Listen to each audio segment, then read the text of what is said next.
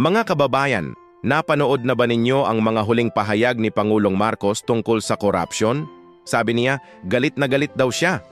Pero alam niyo, sa tagal na niyang nakaupo, hindi pa rin natin nakikita ang konkretong aksyon para sugpuin ito. Isipin nyo, ilang podcast at press conference na ang ginawa. Pero hanggang ngayon, sino na ba ang napanagot? Parang puro salita lang, hindi ba? Noong panahon ni dating Pangulong Duterte, nakita natin kung paano lumaban sa katiwalian. May tapang, may malasakit, at higit sa lahat, may resulta. Hindi lang puro pangako.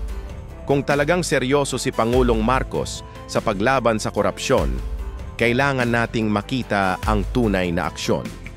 Hindi sapat ang magalit lang. Kailangan nating makita ang konkretong hakbang at resulta. Ano sa tingin nyo mga kababayan? I-share nyo ang inyong mga saloobin sa comment section. Huwag kalimutang mag-subscribe para sa mga updates. Maraming salamat sa inyong pakikinig.